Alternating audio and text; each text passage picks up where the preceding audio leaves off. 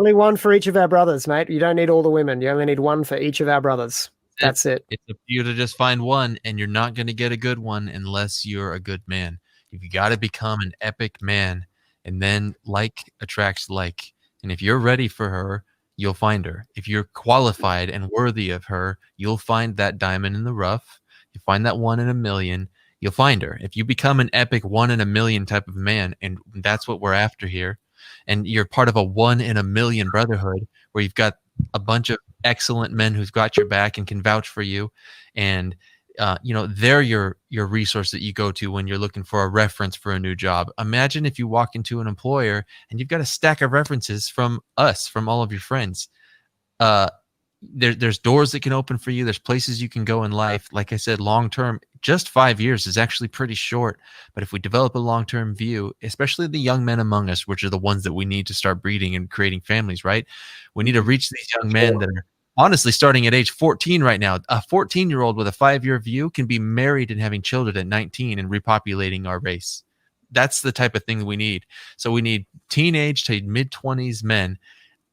James and I are essentially, we're the patriarchs of that group. We're the father age leaders to these young men and people such as yourself. If we can make ourselves excellent living examples of what we want to inspire them to grow up to be, if we can steer them away from making catastrophic failures, if we can sprinkle them with nutrients that are going to grow them nice and hardy and strong, then and give them just a ray of light, something we can attract them out of the Instagram of darkness.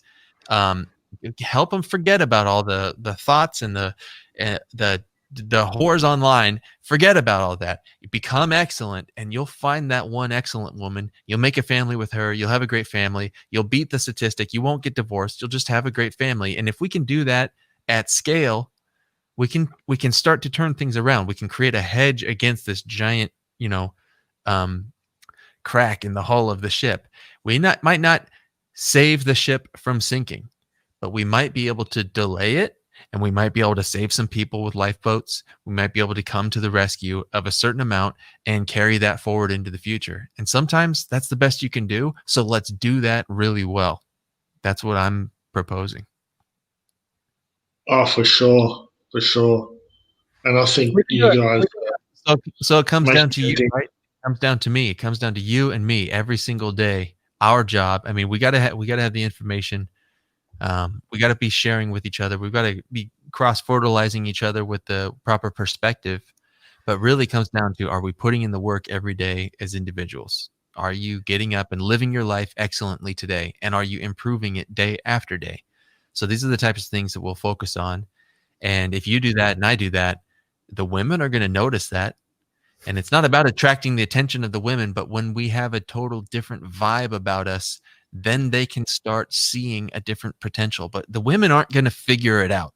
They're going to learn through pain. They're going to learn that this career sucks. I hate having a job for this man who's my boss, and he's not my husband, and he doesn't love me, but he controls my life. They hate that. They don't like it. They're figuring it out, and they've been in it for a certain amount of years, and they were sold a lie, and they've got a bunch of college debt, and now their eggs are drying up, and they're looking at a future of loneliness, and they're starting to get antsy.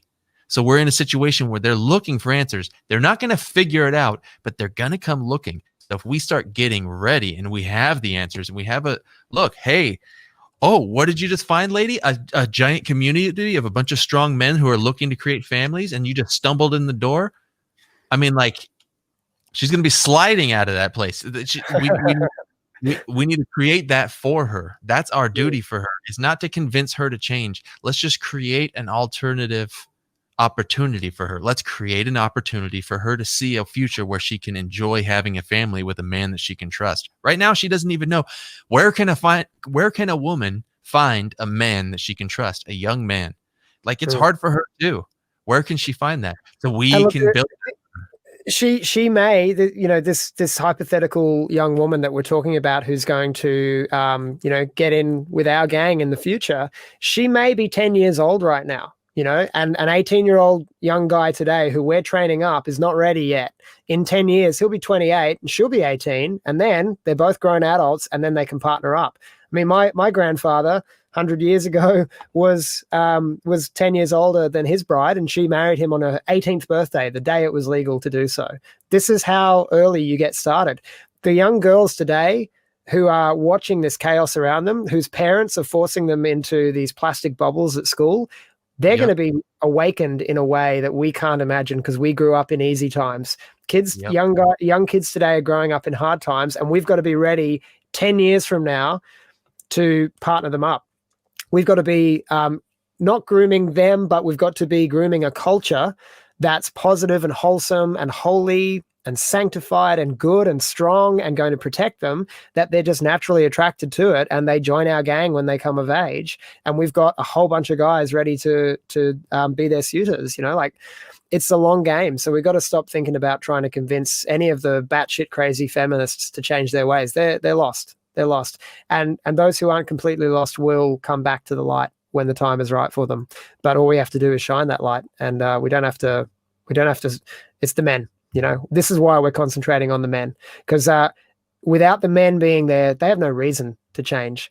Women will follow power. You know, it's just what they naturally do. It's why Eve followed Satan, because Adam was weak. And it's why they followed our enemies into universal suffrage and democracy, because it was the voice of power, because men were starting to get weak, because, you know, that was an industrial revolution. Times were getting good and times were getting, technology was changing things and leveraging power in a whole new way. So as times change, you know, men and women always respond to incentives, but we have different models of incentive. And we have to reprogram our incentives as men now such that we can become warriors and leaders that the women want to follow. That's it. So there's a lot of opportunity. The white pill is in the long view. What's going on, gentlemen? Oh, he's here. Hey, citizen. Yeah, I'm here. This time my